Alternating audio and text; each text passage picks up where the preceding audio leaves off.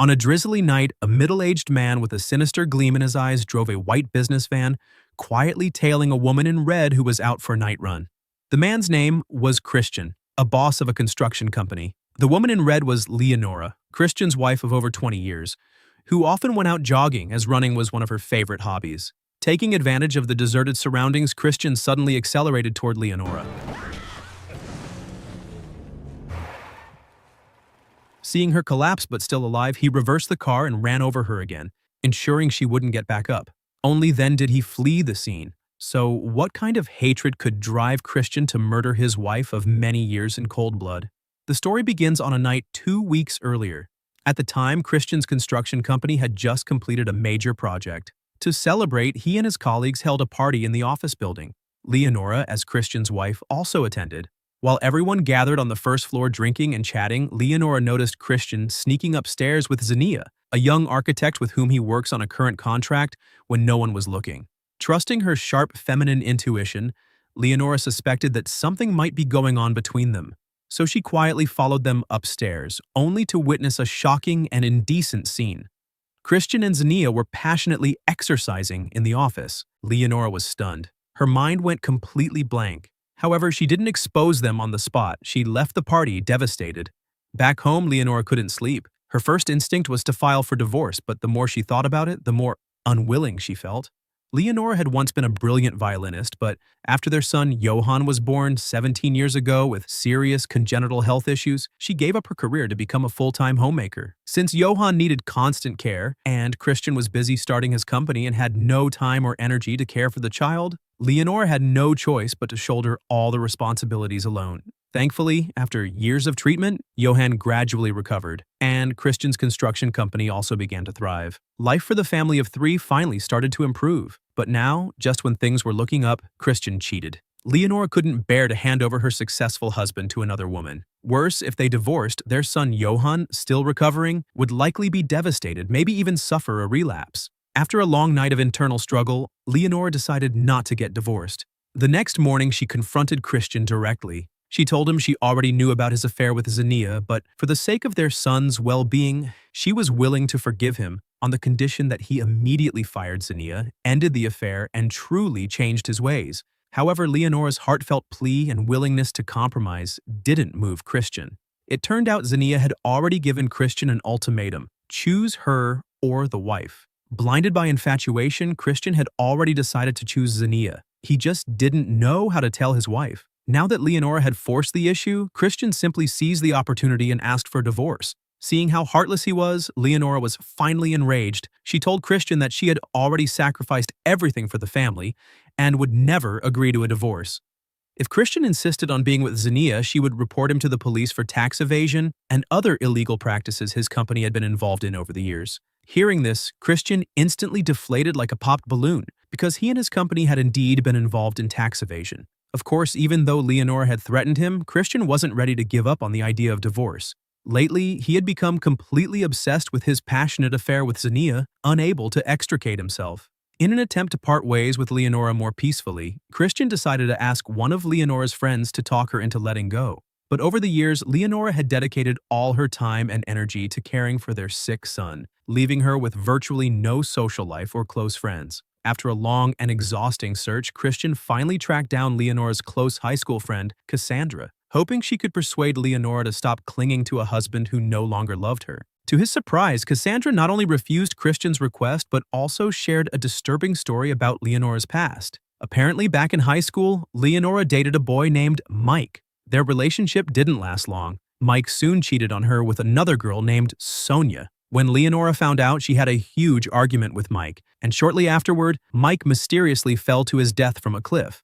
On the day it happened, Mike was secretly meeting with Sonja in a wooded area by the seaside. During their rendezvous, Sonja noticed Leonora hiding nearby, watching them. Mike pulled up his pants and went off to investigate, but not long after he left, Sonja heard a loud scream. When she hurried to find him, Mike had already fallen off the cliff to his death. Sonja suspected that Leonora had pushed Mike, but Leonora had a perfect alibi. Her violin teacher testified to the police that Leonora had been alone in the music room practicing the entire time. So, in the end, the police concluded that Mike's death was an accident, unrelated to Leonora. But Cassandra believed Sonja's story. In her eyes, Leonora had an extreme personality, and it was entirely possible that she had killed Mike in a fit of rage.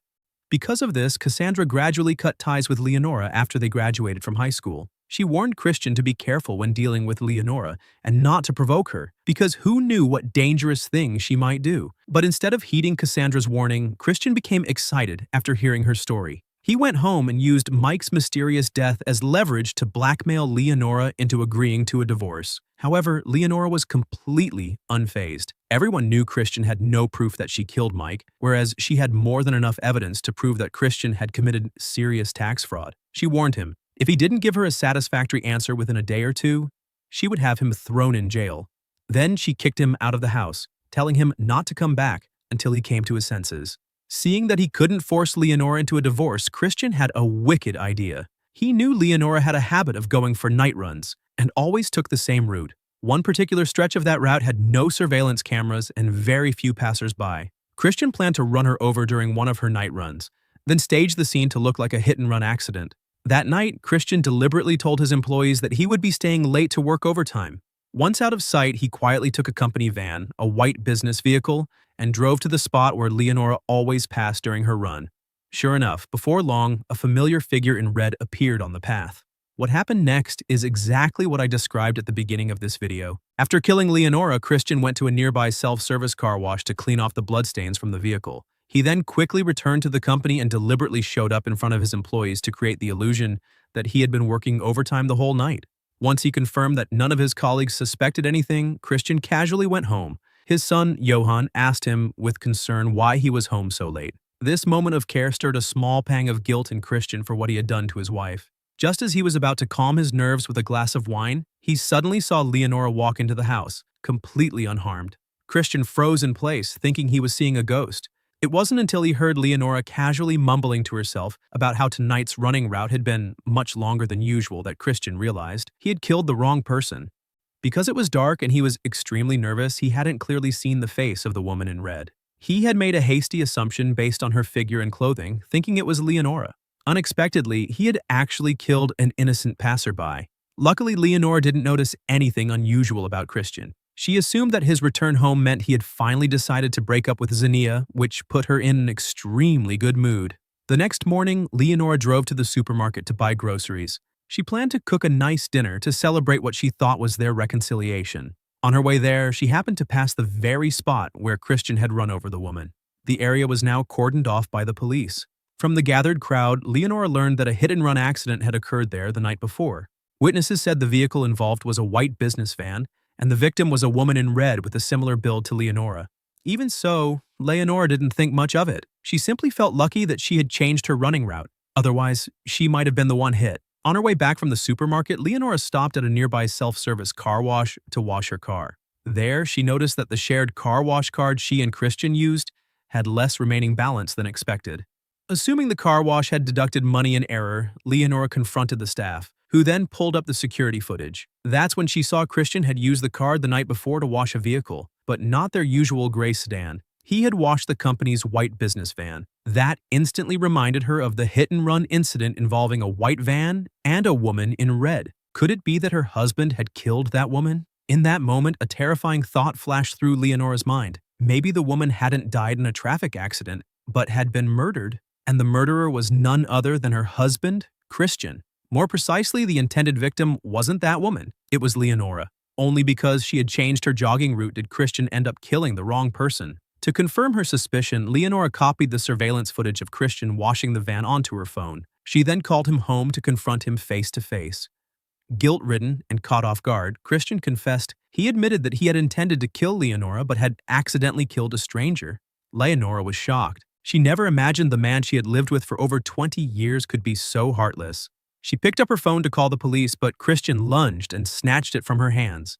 Afraid that her husband might try to harm her again, Leonora fled the house in a panic and drove away. Christian assumed she had gone to report him, but to his surprise, Leonora did not go to the police. Instead, she sent him a text message, inviting him to dinner at a restaurant. When Christian arrived, he saw a cold and emotionless Leonora, as if she had become a completely different person. She told Christian that if he didn't want to go to prison, he would have to kill his mistress, Zenia. That way, the two of them would share the crime of murder, binding them together, chained to each other's fate. In Leonora's mind, this was the only way to ensure their marriage would continue. To show her sincerity, Leonora confessed a secret of her own. Back in high school, she really had pushed her ex-boyfriend Mike off that cliff. As for the alibi, it was simple. She had placed a gramophone in the music room, playing a pre-recorded violin track while she climbed out the window, went to the woods where Mike and Sonja were meeting, and committed the murder. Afterwards, she returned to the room and made it seem like she had never left. When Christian heard that his wife had once committed murder, he wasn't even that surprised. After all, he himself had just killed someone the night before. Although he didn't want to kill his beloved mistress Xenia, things had come to this point, and he had no choice but to agree. To create a fake alibi, the couple checked into a resort hotel on the weekend, making sure to draw attention from hotel staff and guests to ensure they'd be remembered. That night, Christian quietly climbed out the hotel window under cover of darkness and headed to his mistress Xenia's home. Following the plan he had made with Leonora, Leonora ordered a bottle of good wine from room service around the time the crime was supposed to take place. When the waiter brought it to the room, Leonora deliberately went into the bathroom and loudly asked her husband where his wallet was, saying she wanted to give the waiter a tip. After asking the question, she played a pre-recorded voice message of Christian responding, making it seem as though he was inside the bathroom taking a bath. This way, the waiter believed Christian was in the room at the time, creating a solid alibi for him. Leonora's part of the alibi went perfectly, but on the other end, Christian fell apart. After seeing Xenia, he couldn't bring himself to do it. Instead, swept up in lust, he ended up sleeping with her again. Afterwards, Xenia went to the bathroom to take a shower. That's when Leonora suddenly showed up and stabbed her to death from behind with a knife. It turned out Leonora had come to check on Christian, worried he might have messed up the plan or gotten into trouble. By the time Christian heard the noise and rushed into the bathroom, Xenia was already lying in a pool of blood. There was no time to argue. The couple worked together to clean up the scene, changed the bedsheets, and then removed Xenia's body and valuables, attempting to stage the murder as a robbery gone wrong. But when the police arrived at the scene after receiving the report, they immediately noticed inconsistencies. What kind of thief would go out of their way to change the victim's bedsheets and take the body with them? That only made sense if the body carried evidence, like traces, that could identify the killer. In other words, the killer likely had an intimate relationship with the victim. Following that lead, the police quickly focused on Christian. When questioned, Christian insisted he had nothing to do with Xenia's death. He admitted they had had an affair, but claimed they had broken up peacefully after his wife found out. He also emphasized that he had a solid alibi, having been at a resort with his wife on the night of the murder. Since the police had no direct evidence linking him to the crime, they brought in police dogs and organized a large-scale search of the surrounding forest, hoping to find Xenia's body. Meanwhile, Christian and Leonora were mingling with local residents near a lakeside, preparing to take part in the annual community bonfire festival. The search operation eventually reached that lake. When Christian saw the police, he quickly rowed a small boat to the pile of firewood, set up in the middle of the lake, and lit the bonfire early. At that moment, the police dog began barking wildly toward the lake. One of the officers noticed something was off, but before he could make sense of it, the bonfire erupted into flames, silencing the dog. With the townspeople joyfully cheering and celebrating the bonfire, the police didn't want to disturb the mood and quietly left with the dog. What they didn't know was that Xenia's body had been hidden inside the bonfire pile. Christian had destroyed the evidence right in front of everyone's eyes. At the end of the story, Christian and Leonora gathered the last of Xenia's charred remains, dumped them into a remote wilderness lake, and disappeared. Soon after, the couple sold off all their possessions and moved away with their son, Johann. The 3 murders they had committed became their dark and twisted secret, a secret that, like superglue, held together their shattered marriage. This story comes from the 2022 Danish suspense film Loving Adults. One of the main ideas I like about this movie is how it explores the pressures of parenting through Johann's illness, which drives Leonora's controlling behavior. Her manipulative nature and chillingly calculated actions trap Christian in a marriage he can't escape.